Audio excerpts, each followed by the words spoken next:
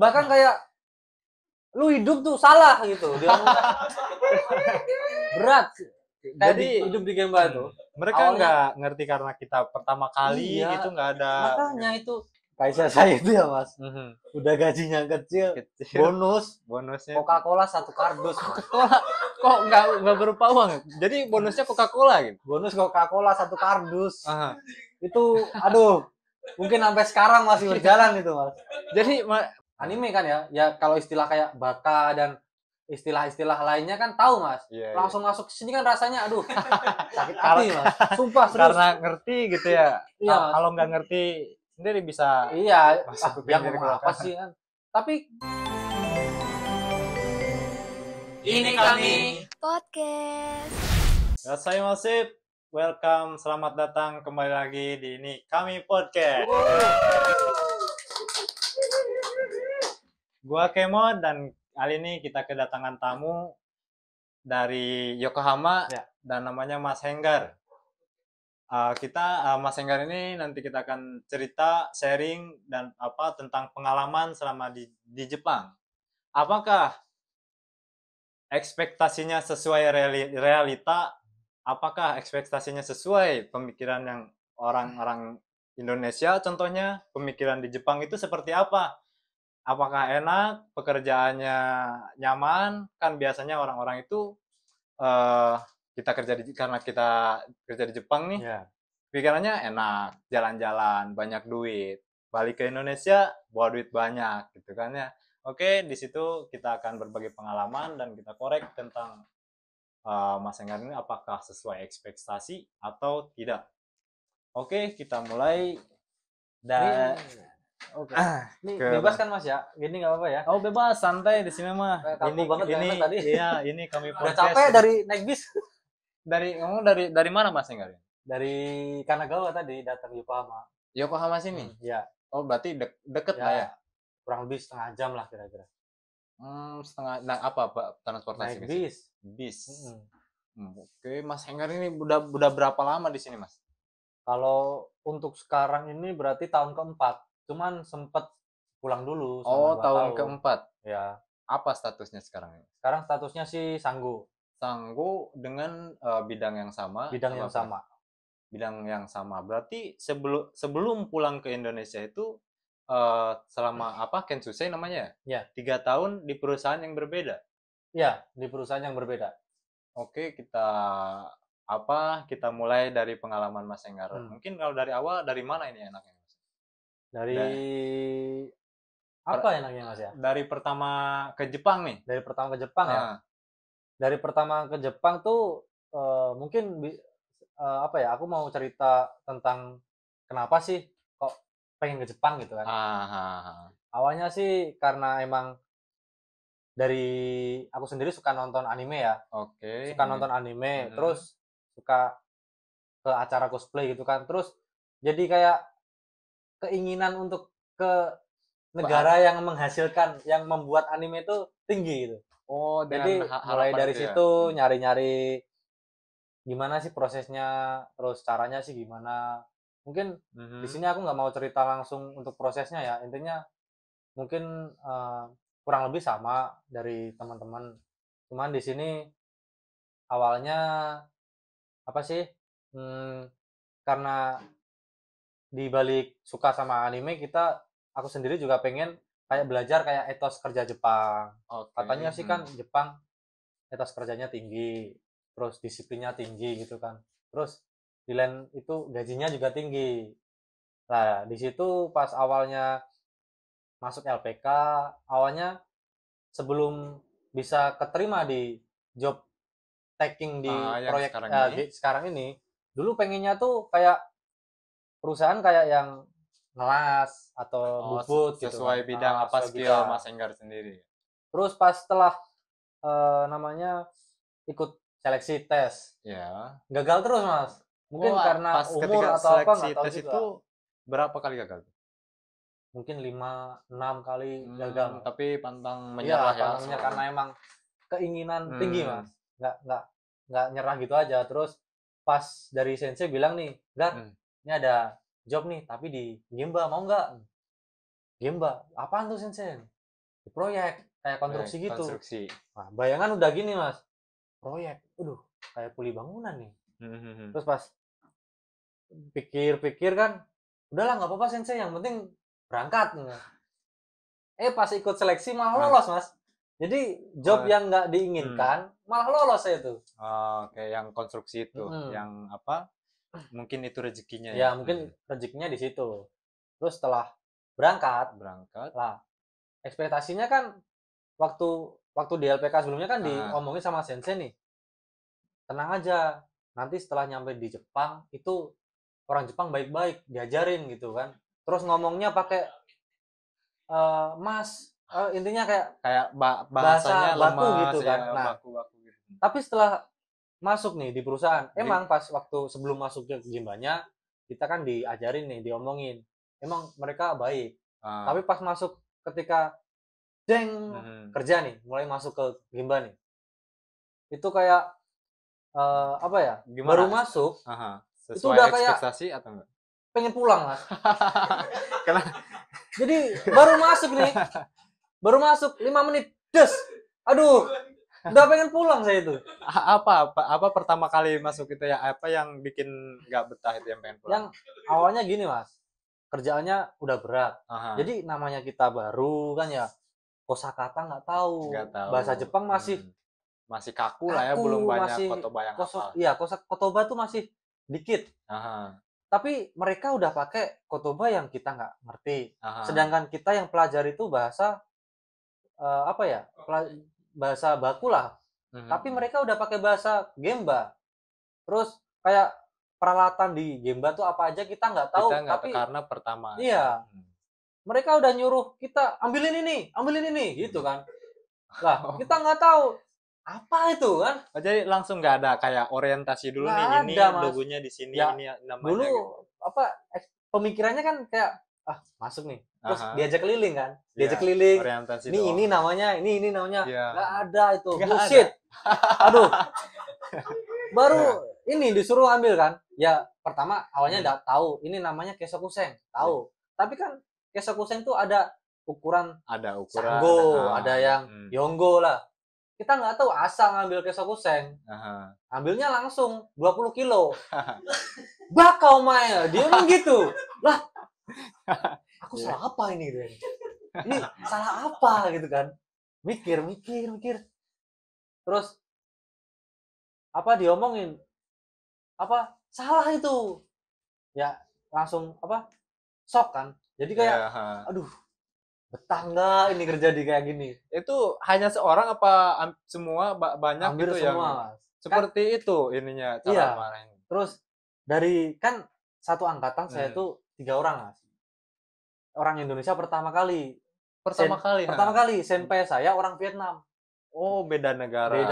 Seniornya beda negara. Dia juga gimana ya? Karena dia senpai, mereka juga ngerasa ngerasa kita itu udah duluan loh. Kita itu udah kayak ngerasa nih senpai nih kita nih. Iya. Apalagi mereka beda bahasa, beda negara kan. Beda negara, perilaku apa sih? Iya, perilakunya beda semua lah. Dari situ kan setiap baru masuk Gemba, kita itu kayak dipisah dari 3 orang tuh. Nggak bareng.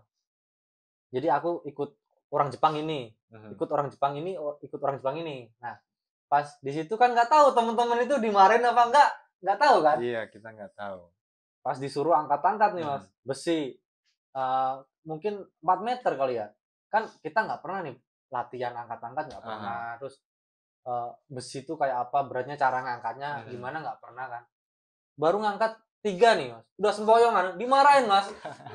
Bahkan kayak lu hidup tuh salah gitu dia. Berat. Jadi hidup di Gemba itu mereka nggak ngerti karena kita pertama kali gitu, nggak ada. Makanya itu kita kayak kerja, namanya kita orang awal ya, bahasa Jepang biasa, belum mahir. Terus apalagi rata-rata orang tua omongannya nyeret semua tuh, omongan nggak bisa. Onegai sih mas, nggak bisa. Lah kan kita nggak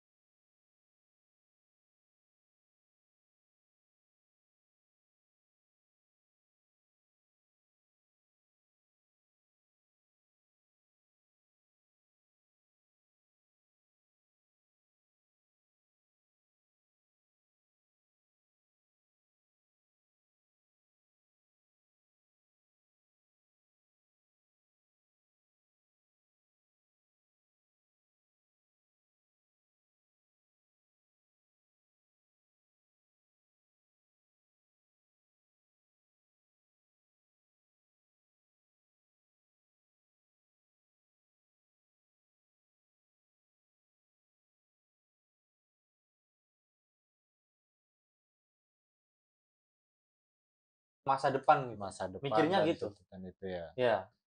Lumayan mental Mas Enggar berarti udah Ya. kuat lah ya. Awal-awalnya ya kayak ini Mas, karena sering nonton anime kan ya. Ya kalau istilah kayak baka dan istilah-istilah lainnya kan tahu Mas. Iya, Langsung masuk ke sini kan rasanya aduh sakit hati Mas. Sumpah serius. Karena ngerti gitu ya. Iya, Mas. Kalau nggak ngerti sendiri bisa Iya, masuk ke dia pinggir ngomong apa kelokan. sih kan. Tapi karena kita ngerti jadi Hmm.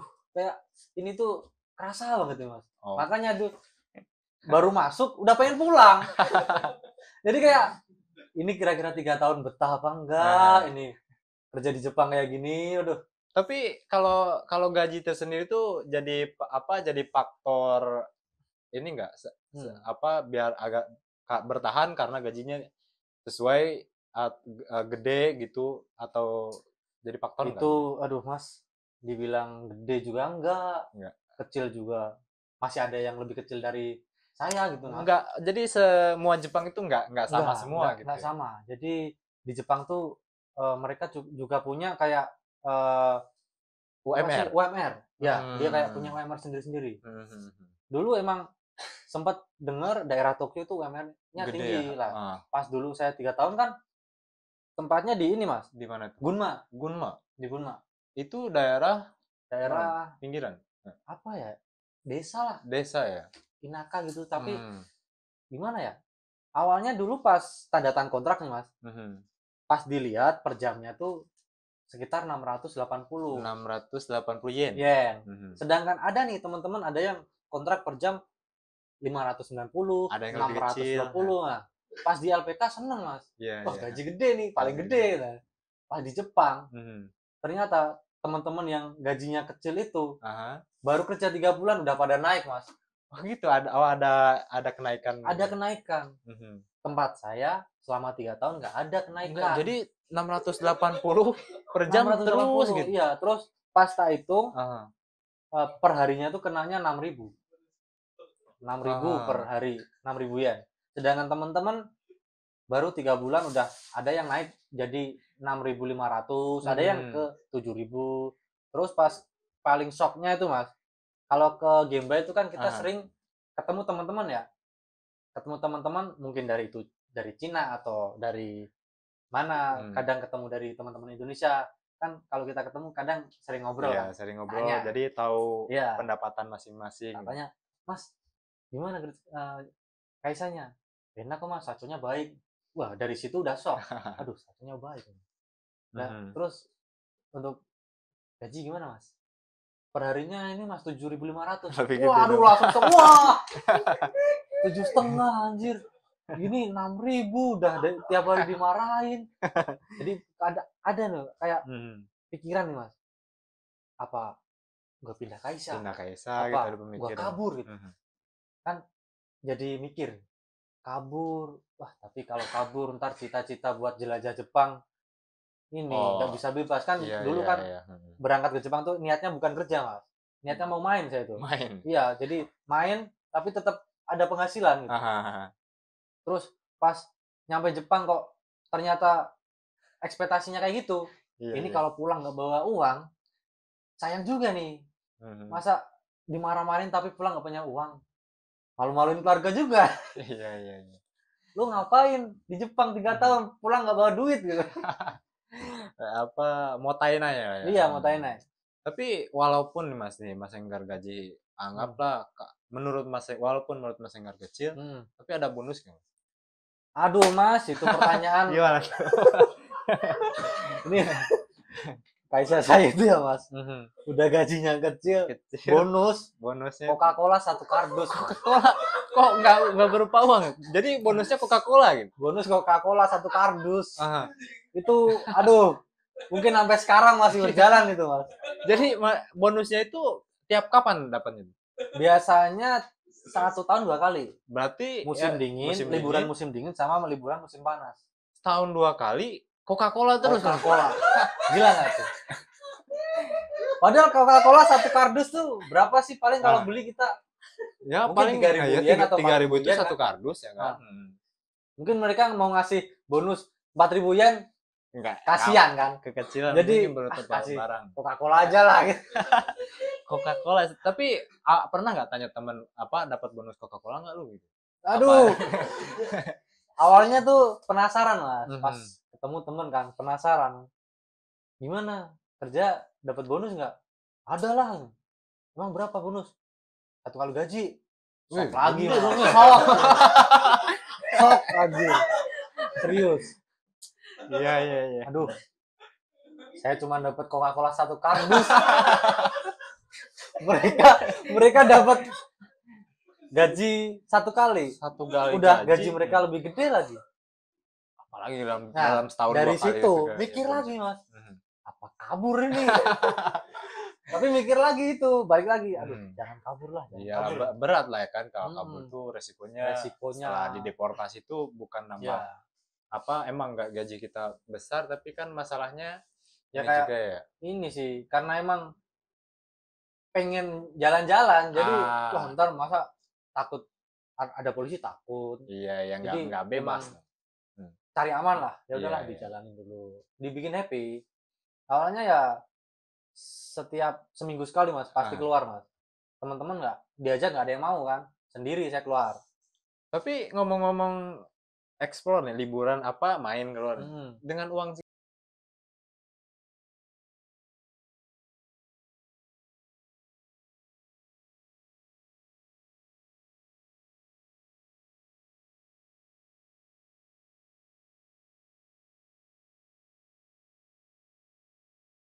Tuh kayak ke alam-alam. yang natural yang natural, kayak ke gunung atau apa. Itu kan nggak bayar tiket paling dong. paling tiket kereta. Iya, Tiket kereta kan kita bisa transportasi. beli Juha Cikipu yang bisa 5 hari itu itu kan. lebih murah. Lebih murah. Kadang ya biasa. Nah, jemput. Pakai tiket jemputan lah Buat ya. teman-teman pasti tahu itu. Tapi itu nggak berlaku buat di Osaka ya Mas. Nggak bisa itu. Itu kan tapi lumayan lah kalau Mas Enggar bisa dengan gaji segitu bisa mencukupi buat main juga. Ya.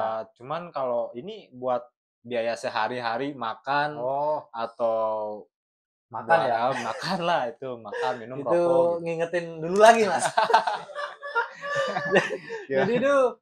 Jadi dulu waktu 3 tahun ya Mas. Awal tahun pertama tuh dibikin biasa, makan biasa. Terus lama-lama, aduh kalau kayak gini nggak ada tabungan nih.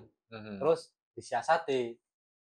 Awalnya beli nih, kayak di Halal Food ini kan ada daging ayam. Ada Indonesian Store Dia 2 kilo berapa tuh? 2 kilo sekitar 800 yen atau 1000 yen tuh kan. Lebih. Itu langsung tak masak jadi satu. Masak jadi satu maksudnya? Nah, masak jadi satu kayak ungkep gitu kan. Ntar kalau pengen makan, ambil satu tak goreng Mas. Tinggal goreng. diambil dari situ lagi. Dari situ tak goreng, terus angetin lagi. Angetin lagi buat besok. Itu buat seminggu Mas. seminggu. Itu buat seminggu serius. Luar biasa. Jadi, buat sarapan, makan siang. Kalau malam makannya mie instan. Jadi biar ayamnya utuh buat seminggu. Padahal loh, pikiran orang Indonesia ya, karena kita kerja di Jepang, gajinya tinggi, otomatis makannya juga pikir mereka enak gitu. Ya. Ternyata realitanya seperti itu ya. Ya dibilang enak, dienak-enakin Mas. Iya. Namanya juga berjuang kan. Tapi ya sekali-sekali lah Mas makan di luar. Masa ya kayak gitu terus. Tapi kan seenggaknya untuk menghemat itu kurang lebih bisa lah Mas buat 1 bulan cukup 1 mang setengah itu cukup saya. Itu cukup. Dicukup-cukupin. Luar biasa. Ya intinya kalau enggak itu telur. Goreng telur. Kalau enggak ya mie. Ya, itu terus. Jadi ya. Tapi kan namanya orang kerja capek, lapar, mau makan apa aja masuk. Mie juga ya kayak di kayak ngosan di Indonesia ya. Sama juga berarti di sini ya. Sama. Tapi keluarga tahu nggak sih kalau itu apa? Ya nggak tahu Mas. Nggak tahu ya. Masa dikasih tahu ya? Itu. Nah, tadi skip ya Mas ya. Tolong ya di skip. Ditit gitu kan. Biar nggak tahu. Kasihan kalau mereka tahu.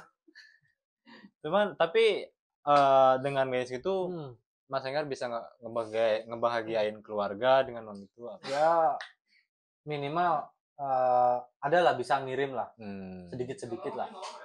Cuman tetap pulang cuman bawa berapa itu, nggak banyak. Nggak banyak. Itu pun kebantu sama Nengking kok. Oh, ada tabungan. Ada tabungan gitu, itu. Ya. Tabungan apa? Jaminan pensiun. Ya, jaminan pensiun itu tak cairin kan. Dulu awalnya ini Mas, sebelum pulang udah ngomong nih sama diri sendiri nih. Nggak mau balik ke Jepang lagi. Nah, itu ketika Kensusei itu. Iya, ketika Kensusei. Karena berat? Ya itu karena ekspektasi nggak sesuai Mas sama realitanya. Jadi kan kita tiap nonton anime, nonton drama, orang Jepang baik-baik.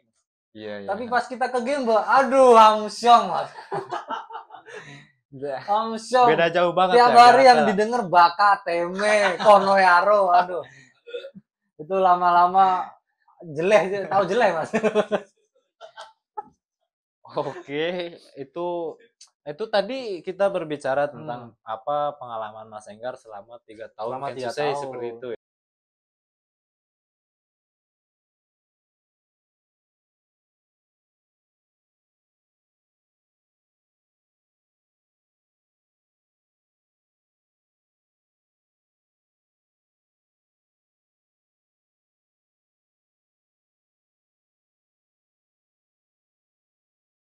Bikin usaha kayak ilmunya nggak ada. Kayak cara nyari customer nggak ada. Jadi dulu sempet bikin usaha bengkel las. Bikin kayak pagar, tralis gitu kan. Awalnya emang bisa lancar. Terus datanglah corona Mas. Corona datang. Des. Waduh, customer nggak ada sama sekali. Oh, Mas Enggar pas pulang ke Indonesia di tahun 2019. Oh, 2019. Nah, corona ini pas datang kan 2020 awal itu di Indonesia tuh. Iya. Pas datang corona. Jadi situ usaha udah mulai nggak lancar. Terus nikah modal nekat Mas. Nah, duit tinggal berapa itu. Terus harus punya rumah target kan. Iya. Ujung-ujungnya KPR perumahan. KPR perumahan juga ujung-ujungnya nggak sesuai ekspektasi juga. Kita ekspektasinya tuh 15 tahun cicilan segini. Nggak ACC. Dari kan nggak kerja nih. Dari istri pakai nama istri, terus ACC tapi dilempar ke bank lain BTN. Pas di ACC dapat email kan, tak baca nih. Terus lah kok segini? Tak bagi. Ketemu 25 tahun Mas. 25 tahun itu 25 tahun. Dalam sebulan berapa tuh? Satu cicilan 1.300.000. 1.300.000 selama 25 tahun. Mikir kan. 25 tahun umur 55 kan. Waduh. Ini pusing lagi kan. Pulang pusing. Terus karena usaha nggak lancar, mulai nyari kerja dapat di pabrik obat. Nyari pabrik obat, gaji 2.300.000. 1.300.000 nyicil perumahan, 1 juta buat hidup. Waduh, dari mana cukupnya coba? Untung ada lemburan, ngebantu. Terus lama-lama ada nih temen info. Gar, mau nggak ke Jepang lagi gitu? Wah, ini kalau bisa jangan gemba lagi lah. Soalnya kalau gemba janganlah, nggak kuat berat. Ya ntar tinggal bilang aja ke sensei gitu. Oh ya udah nggak apa-apa lah. Tapi ini tak bilang ke istri dulu boleh nggak? Berarti Mas Enggar itu di Indonesia itu berapa tahun tuh? Kurang lebih 2 tahun. 2 tahun kerja di pabrik obat tuh 1 tahun. Oh, dari situ dapat apa peluang dari teman balik ke Jepang lagi. Nah terus gimana tuh? Dari itu izin dulu sama istri. Ini ada info nih buat balik ke Jepang lagi, boleh nggak? Janganlah, ntar aku gimana? Ya gimana, masa mau nyicil rumah sampai 25 tahun? Ya kan, ini kan Mas, tak bujuk-bujuki Mas. Apa ngeyakinin gitu? Istilahnya, bahasa Indonesianya apa itu Mas? Ngerayu. Tak rayu. Ya udah, tapi intinya buat lunasin rumah ya. Oke. Dapat dulu izin dapat, terus ngubungin sensei ini teman dari ini mau ikut, kalau bisa jangan Gemba Sensei. Emang jobnya dulu apa? Tagging. Oh ya udah, nanti coba tak cariin kalau ada info yang di pabrik. Terus pas dapet info, ini ada nih job Mensetsu hari apa gitu kan, minggu depan. Mau ikut nggak? Ya nggak apa-apa Sensei. Tapi kalau bisa di pabrik kayak tempat Ricky gitu kan. Kan ada teman. Ada teman tuh. Ini tempatnya Ricky. Lah, kebetulan banget gitu kan. Ini emang takdir apa ini? Takdir mungkin udah rezekinya ke situ. Iya, langsung. Udah itu langsung tak telepon si Ricky, Mas. Rick, minggu depan Mensetsu nih tempat lu. Oke, pasti lolos. Wah, udah. Karena ke Jepang lagi ada nih. orang dalam nih. Iya, bar. Sorry, Mas. Habis itu kan setelah lolos lah, intinya lolos, biaya juga nggak terlalu mahal dibanding yang lain-lain kan. Masuk ke LPK, terus berangkat ke Jepang, ketemu teman-teman lah. Mulai dari situ masuk ke Kaisa yang sekarang ini. Udah alhamdulillah banget, Mas. Nah, gimana perusahaan sekarang nih? Perusahaan sekarang udah baik. Terus ada bonus, Mas. Bonus. Ada bonus. Nah, bonusnya ini yang sekarang gimana? Ya kalau itu jangan disebutin lah ya. Tapi intinya minimal nggak Coca-Cola, Mas. Intinya nggak Coca-Cola. Luar biasa. Intinya nggak Coca-Cola gitu, Mas. Berarti kalau yang perusahaan ini bisa dibilang sesuai ekspektasi. Kalau ini lebih sesuai ekspektasi, gaji juga lumayan. Cukup. Terus orang-orangnya juga baik-baik. Nggak ada yang malahin. Nggak ada. Jadi pas di Kaisa yang sekarang kemungkinan betah nih. Betah ya, nyaman gitu. Nyaman. Ada kemungkinan jangka panjang. Gitu. Jangka panjang mungkin ada kemungkinan. Kalau diizinin istri ya. Kenapa istri nggak dibawa? Ada kemungkinan bisa dibawa ke Jepang nggak sih? Kalau dengar-dengar bisa, tapi bisa, kan ya? Itu kan masih wacana sih, Mas. Tapi kalau emang bisa ya diusahakan, Mas. Bisa ada.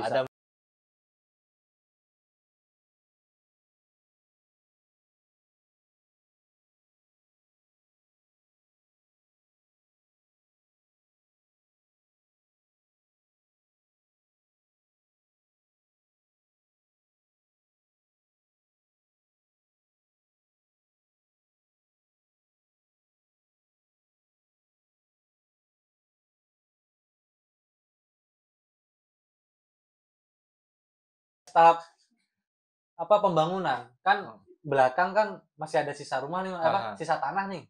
Jadi mumpung ada uang nih tak bangun, Mas. Jadi untuk sementara biar istri itu betah di rumah. Tapi masalah itunya pembayarannya gimana? Apakah masih target 25 tahun? Tetap masih 25 tahun itu, Mas. Tetap. Tapi kalau targetnya kan gini, Mas. Kalau bangunnya udah selesai baru mulai nabung, Mas. Ntar itu bisa lah. Istilah kayak apa sih? Bom.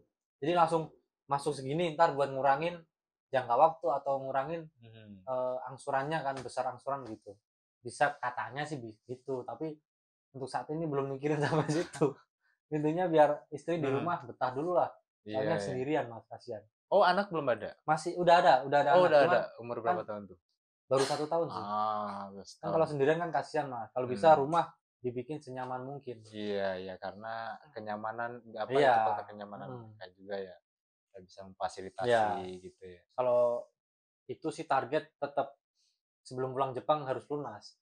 Kalau belum lunas, ntar pulang dari Jepang mikir lagi. Iya, harapan. Iya kan?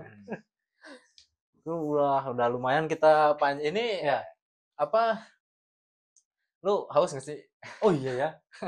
Dari tadi ngobrol sampai lupa nih minum. Cuma di sini ada nggak yang rasa-rasa gitu, Mas? Ada bisa gua panggilin. Ya tuh jangan Coca-Cola, Mas. Jadi keinget zaman dulu. Jangan Coca-Cola kalau bisa ya. Kita panggilin. Aduh, asik.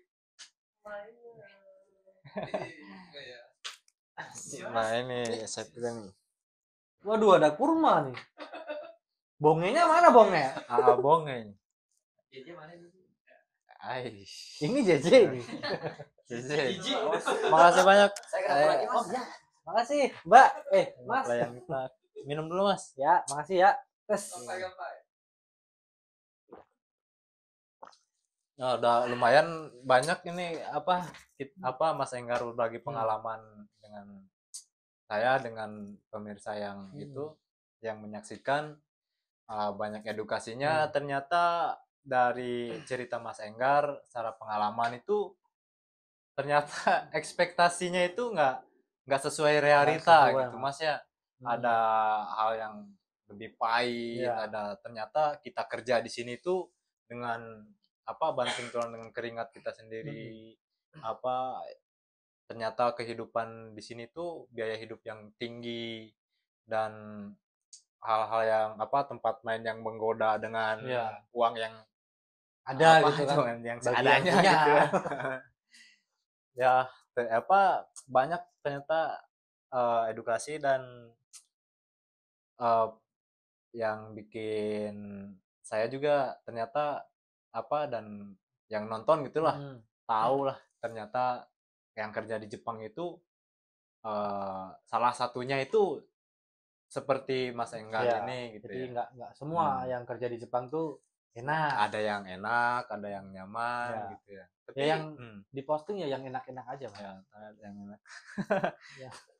Tapi Mas Enggar ini ada harapan kedepannya gitu Mas? Harapan ke depan ya? Apa ya Mas ya? Kayak wejangan buat yang yang kesini ya?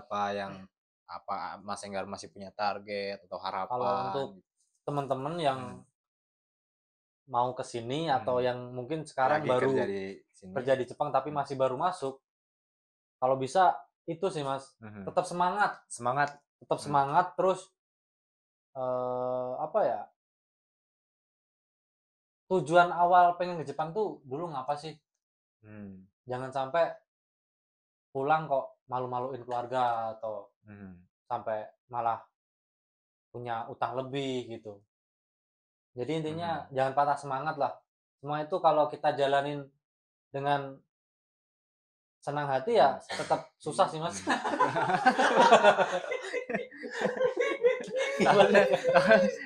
dengan senang hati, dengan ikhlas mungkin adalah hasilnya gitu lah. Adalah hasilnya Mas. Pasti pasti kedepannya pasti adalah hasilnya tuh. Entah itu mungkin dari Kaisa, orang ini kerjanya bagus nih, disenengin sama orang Kaisa lah, gaji bisa dinaikin atau bisa diperpanjang kontrak lagi. Ya, mungkin yang kayak gitu yang lagi bekerja mungkin yang belum terbiasa ya karena terbiasa yang mungkin masih lama di Jepangnya, mudah-mudahan semua tujuannya bisa tercapai, bisa membahagiakan keluarga. Dan terima kasih Mas Enggar ini sharing pengalamannya nih. Gimana? Banyak edukasi lah. Banyak ininya ya. Banyak sengsaranya Mas ya. Oke, mungkin itu guys pengalaman dan cerita dari Mas Enggar. Ternyata seperti itulah ekspektasi dia realita di Jepang itu ada yang sesuai ekspektasi dan ada juga yang tidak sesuai ekspektasi. Itu tergantung kalian pribadi yang menjalinnya masih tetap kembali ke awal, nikmati, jalani, dan tujuannya mudah-mudahan capailah sebisa mungkin. Oke, terima kasih Mas Enggar. Jangan lupa like, comment, subscribe channel kita dan bisa follow juga Ini Kami Podcast. Oke, terima kasih banyak. Gua Kemod, Mas gua Enggar. Bye.